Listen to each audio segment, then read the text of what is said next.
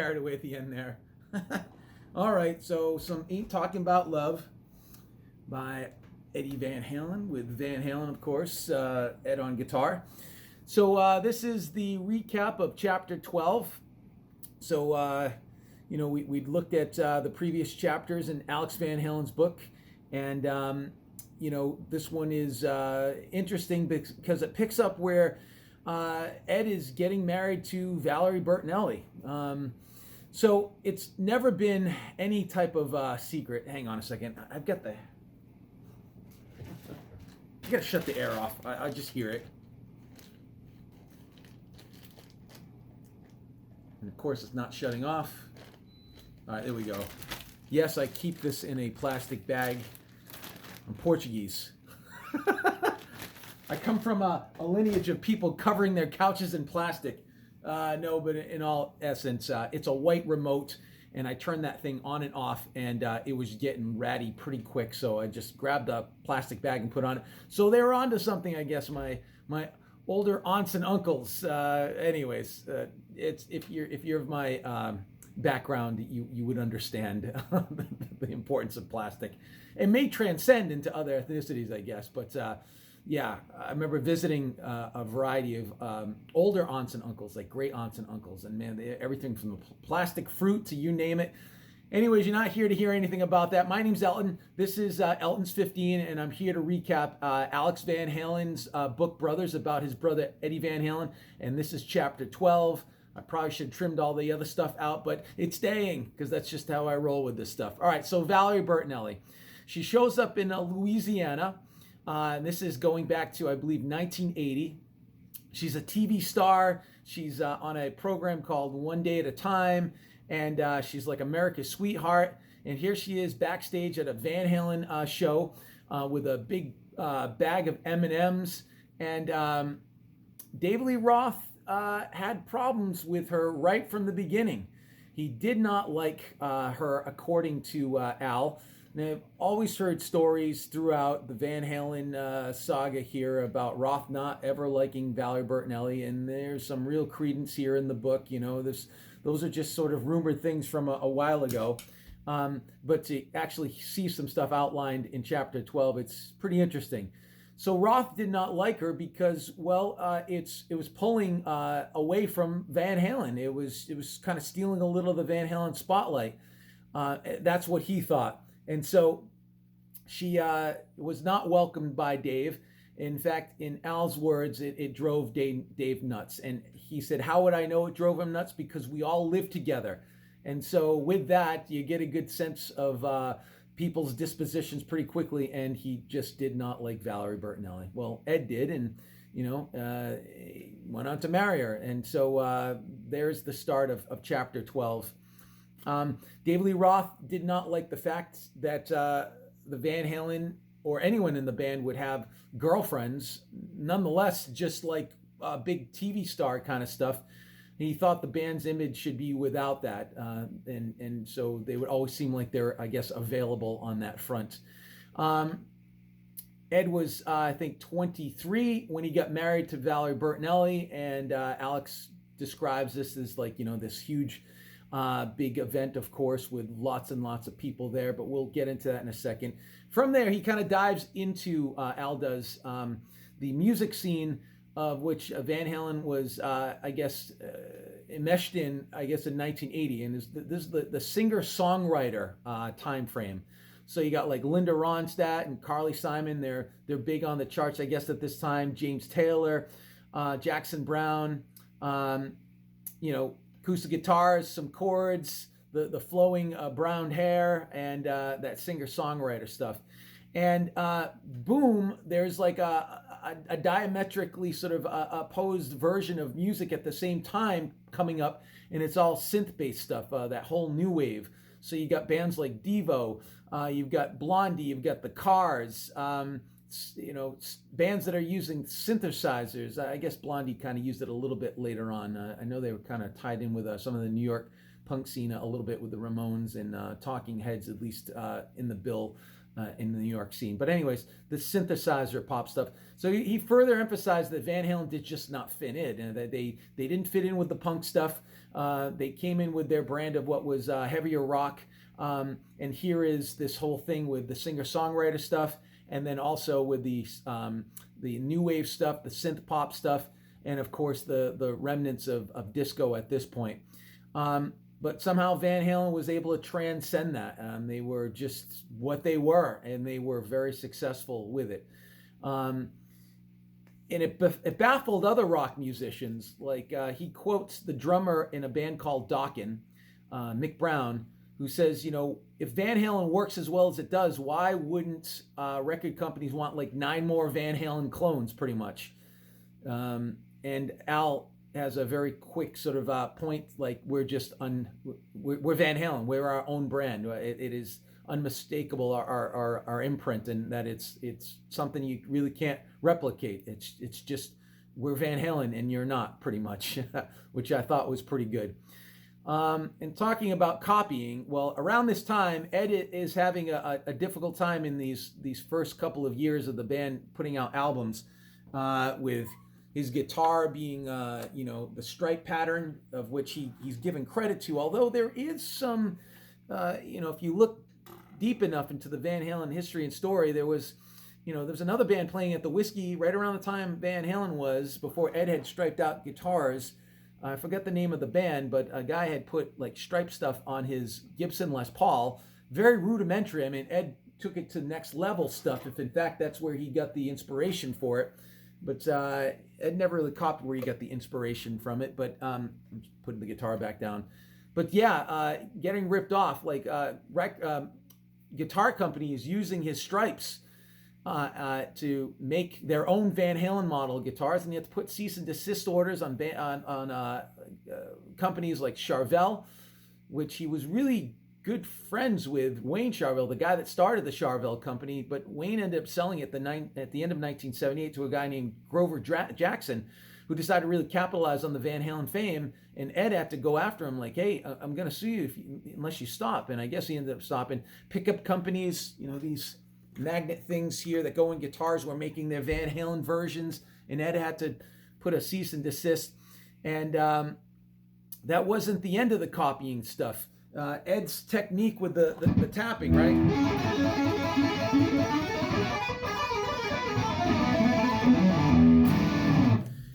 Bands that would open up for Van Halen would just out and out cop Ed's, not just the tapping, but the melody. So he had a problem with Rick Derringer. I'm not even familiar with Rick Derringer's music, but he ended up doing like Eruption before Van Halen would play their set.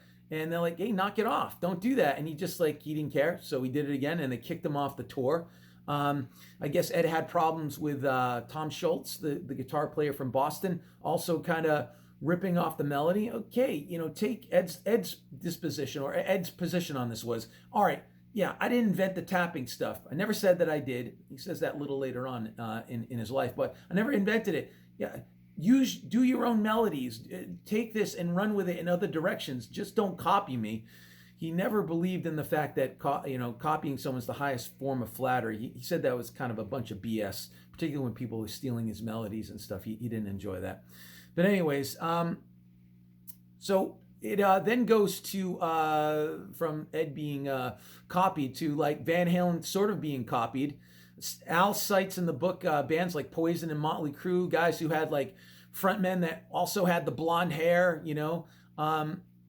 saying that the stage show's great and all that stuff, but like they just weren't up to the category where Van Halen was musically. It just was not up to snuff. And he has no problem saying that in the book. And right around this time, their next album's being released. It's fair warning, of course. Here it is, getting the shine of the light here. This album was their 4th album. And it's, I wouldn't say a departure for them, but it's also something that's not as easily accessible as their previous albums. There's really no radio-friendly to it. It's got a darker edge to it. Al categorized it as a tougher album, less buoyant, kind of an FU to the imitators. Like, you may have a blonde frontman and long hair and the leather pants, but there's only one Van Halen, and good luck trying to come up with the stuff we came up with on this album. And so he said that Van Halen's Fair Warning album kind of had like a menace to it, a primal approach to the social contract is the way Al kind of words it here.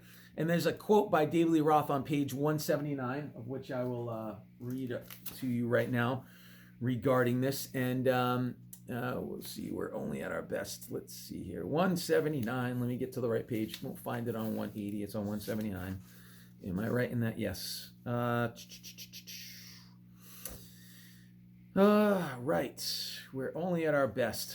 I wrote down some notes behind the camera here to prompt where I would read here, and I don't think it's 179. Charvel, yep, 80s bands. All over Mean Streets. Sorry, bear with me for a second. Okay, here we go. It is on 179, way at the top. Great. I should use like markers, but I don't. I just have the pages as they are, and then I got to guess where it is. All right. This is Dave saying, Dave being quoted in Al's book. We're only at our best when we're ascending towards something. And when you're ascending, you're furious, you're focused.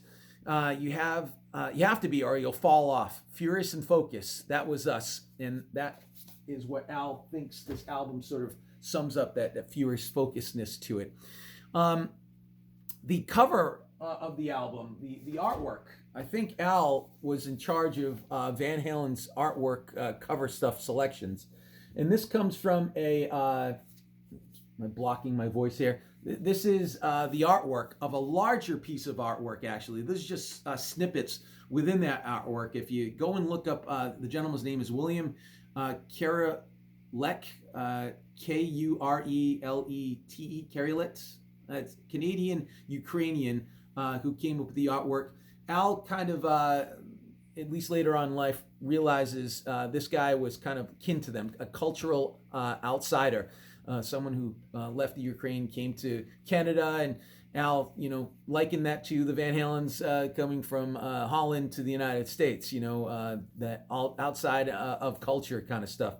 But the depictions on this album cover kind of sum up the theme of the album, as far as like the darkness to the music and the darkness to the artwork. And he chose something that is pretty appropriate for the music contained in this album for sure. Anyways, plowing ahead in terms of what is material here. The idea of being in a band again, Al continually brings us up about not doing outside projects, keeping things within the band, the compromise, the struggle, trying to get your point across, your point of view is maybe best represented in this album with all the conflict. And the conflict is that, and Eddie Van Halen at this time had a very difficult time playing in front of Ted Templeman, the producer. He didn't have this issue prior to it, really, or maybe he did, but it became a growing issue that he didn't like playing in front of Ted, that he felt really uncomfortable. He didn't like being judged. He didn't like his ideas being curtailed or shortened. And there's a quote in here that Al includes from Don Landy, who was Ted produced and Don was the engineer.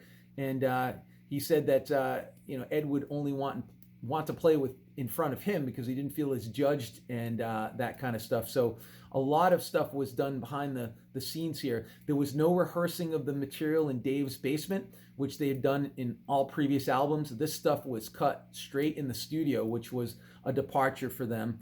Now, the idea of Ted trying to curtail Edward Van Halen was in the best for Van Halen. He was looking for the commerciality that he could bring out of Ed. And so allowing them to be more successful, more accessible to people. And of course, Ted had a pretty good pedigree. He had great runs with the Doobie Brothers, who were very popular in the 70s. Van Morrison, the same thing, a band called Little Feat. But Ed wanted to do experiments. He wanted new styles, and he felt like that was really crimping his ability to do that, is having Ted dissect every possibility. And at this time, Al also mentions in chapter 12 that there's becoming a more increasingly difficult of overlapping material with David Lee Roth's eccentric weirdness, he says. It's flamboyant weirdness. Dave's likes musically, and where Van Halen and Dave would have this commonality, it was tougher by this album. They were running out of like some overlap, some common ground. So he points that out. Fair Warning did well. It went to 5 on the Billboard. It was their third album to go platinum. Now, what Al does not talk about that is talked about in other books, and by the way, if you look at the description here, I list a bunch of books that I think are essential to the Van Halen background. And one of them is by Noel Monk, Van Halen's manager from 1978, essentially, or end of 78 to 1984, where he talks about Fair Warning not being as commercially accessible, and that a form of payola was in fact pursued. So payola, my understanding is this: you would pay record, DJs throughout the United States to play your record. So a couple $1,000s to Detroit, a couple $1,000s here, and they'd put the music into rotation with this form of payment. I don't know a hell of a lot about payola, but that's my rudimentary understanding of it, and that they engaged in that to try to push the album higher as a result of its not so commercial stuff. To me, it's like probably top 1 or 2 of my favorite Van Halen albums. I'm a huge Eddie Van Halen fan, guitar-wise and all that good stuff, and that album is chock full of like, every album's great with Ed playing guitar, and obviously, at least in my opinion, but this one is extra special. The stuff the guy was pulling out at that time was whoa. Whoa all the time, but a little extra whoa for this album.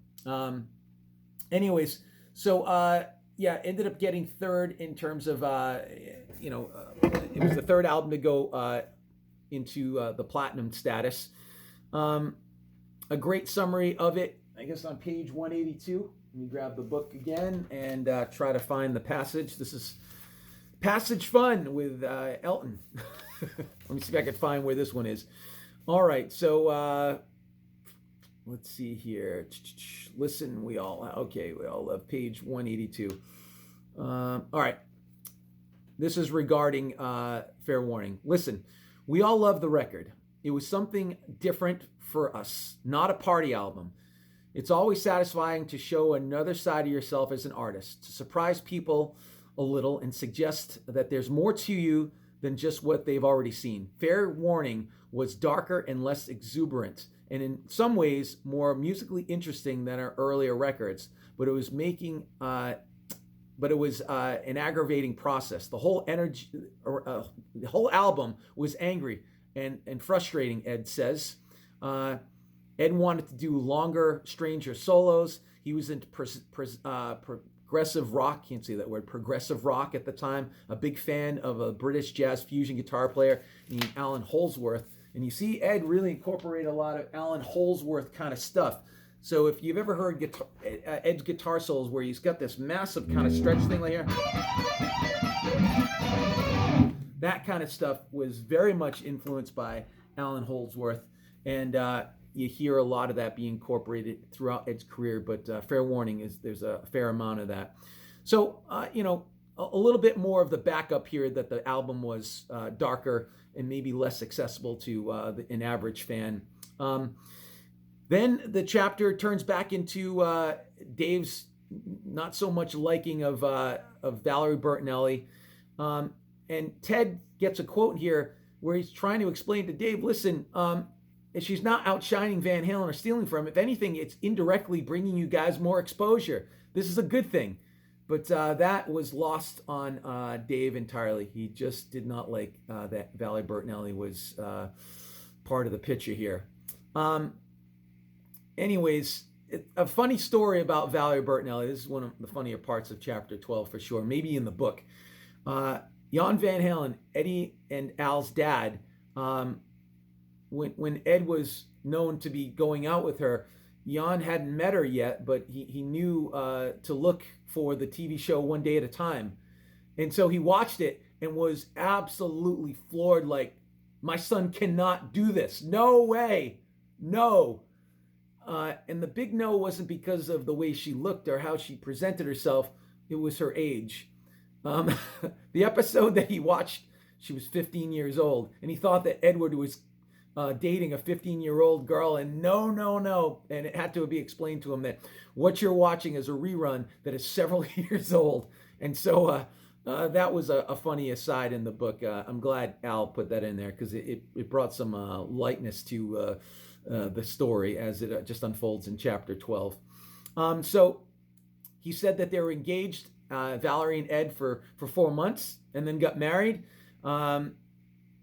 It was New Year's Eve that they got engaged. There was 400 to 500 people at the wedding. April 11th, 1981. It was right before the release of Fair Warning. And they spent 25 years together. And, you know, the fact that she was Catholic made Mrs. Van Halen, Ed's mom, very happy. And, of course, they wore suits because they were getting married. That made her happy, too.